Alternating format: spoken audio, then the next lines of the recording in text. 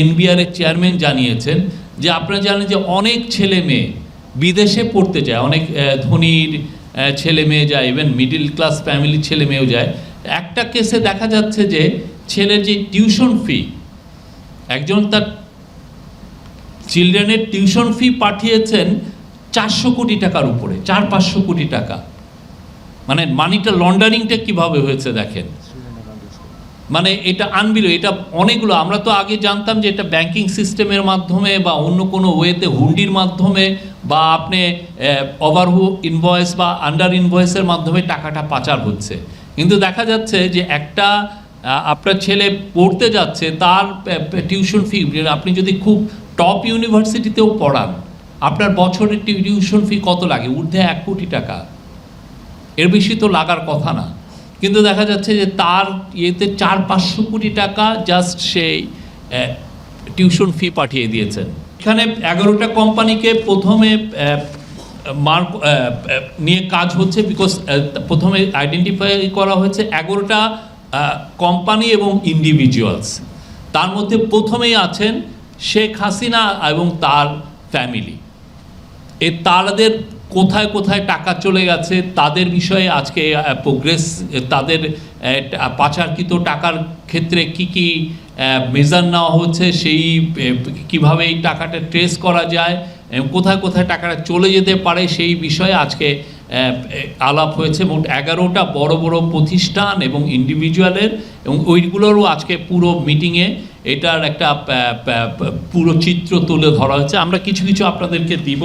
তো আমি শেখ হাসিনা এবং কেস নাম্বার 1, সাবেক প্রধানমন্ত্রী শেখ হাসিনা, তার পরিবার ও তাদের স্বার্থ সংশ্লিষ্ট ব্যক্তি এবং প্রতিষ্ঠানের বিষয়ে, যেটা বিএফআইইউ এবং যৌথ তদন্ত দল, টাস্কফোর্সের মাধ্যমে যারা কাজ করছেন, বিএফআইইউ কাজ করছেন এবং একটা যৌথ তদন্ত দল কাজ করেছেন, সেটার বিষয়ে যেটা অগ্রগতি সেটা আমি বলছি। এটা 2টা গোয়েন্দা প্রতিবেদন দুদকে প্রেরণ করা হয়েছে। 5.15 কোটি টাকা স্থিতিসহ 11টি ব্যাংক হিসাব অবরুদ্ধকরণ মানে ফ্রিজিং করা হয়েছে, যেটা বিএফআইইউ করেছে, এবং সকল ব্যাংক হিসাবের তথ্য দুদকে প্রেরণ করা হয়েছে। আর যৌথ তদন্ত দল যেটা করেছে, তারা যুক্তরাষ্ট্র, যুক্তরাজ্য, মালয়েশিয়া, সিঙ্গাপুর, হংকং এবং কেমান দ্বীপপুঞ্জের সম্পদের সন্ধান পাওয়া গেছে।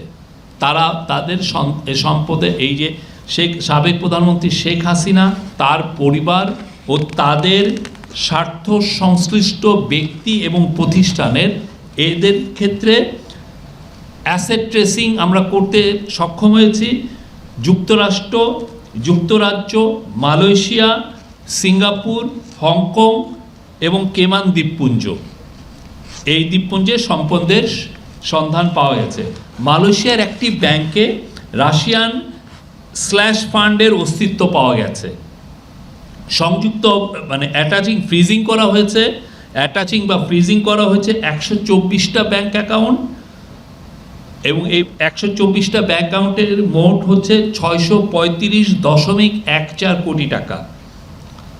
রাজুকের 1.8 মানে 1.80 কোটি টাকার দলিল মূল্যের 60 কাঠার প্লট। আপনি জানেন এটা রাজুকের মূল্য হয়তো 1.80 টাকা, কিন্তু এখন এই 60 কাঠার যে প্লট, এটা সব পূর্বাঞ্চলে, আপনার পূর্বাঞ্চলে এখন 1 কাঠারই দাম 2-3-4 কোটি টাকা, এবং 8.85 কোটি টাকা মূল্যের 10% জমি সহ 8টি ফ্ল্যাট।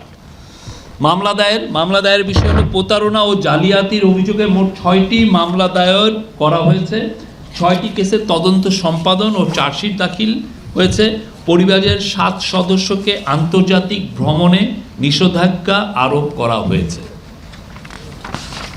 এছাড়া মানে ওভারঅল যদি কেসগুলোর ডেভেলপমেন্টের কথা বলি, তাহলে বিএফআইইউর তথ্য প্রতিবেদন জয়েন্ট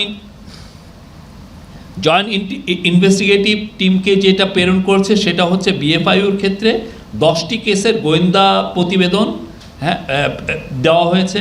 সকল দেশি বিদেশি ব্যাংক হিসাবের তথ্যাদি দেওয়া হয়েছে। বিদেশি বিনিয়োগ ও সম্পদ সংশ্লিষ্ট প্রাপ্ত তথ্যাদি দেওয়া হয়েছে। এবং ব্যাংক এবং বিও হিসাব অবরুদ্ধকরণ মানে ফ্রিজিং করা হয়েছে 1,374টি ব্যাংক হিসাব এর 614.18 কোটি টাকা, যা 614.18 কোটি টাকা। আর 188টা বিও হিসাবের 15.50 কোটি টাকার শেয়ার। আর যৌথ তদন্ত দল জয়েন্ট ইনভেস্টিগেটিভ টিম এরা আইনি প্রক্রিয়া নিয়েছে 4টি কেস ইতিপূর্বে রুজুকৃত মামলা তদন্তাধীন, তার মধ্যে সাবেক প্রধানমন্ত্রী আছেন। 84 জন অভিযুক্তদের বিদেশ ভ্রমণে নিষেধাজ্ঞা আরোপ করা হয়েছে। অভিযুক্তদের নামে বিভিন্ন দেশের সম্পদ ও বিনিয়োগের তথ্য উদ্ঘাটন, ট্রেসিং, ব্যাংক হিসাব ও সম্পদ অবরুদ্ধকরণ ও সংযুতিকরণ, যেটা ফ্রিজিং ও অ্যাটাচিং করা হয়েছে সেটা হচ্ছে যে তার পরিমাণ হচ্ছে 1817.73 কোটি টাকার দেশীয় সম্পদ ফ্রিজিং করা হয়েছে এবং অবরুদ্ধ ব্যাংক হিসাবে স্থিতি 872.24 কোটি টাকা, যা এটা স্থিতি করা হয়েছে। আর শেয়ার অবরুদ্ধ করা হয়েছে 19.68 কোটি টাকার শেয়ার অবরুদ্ধ করা হয়েছে।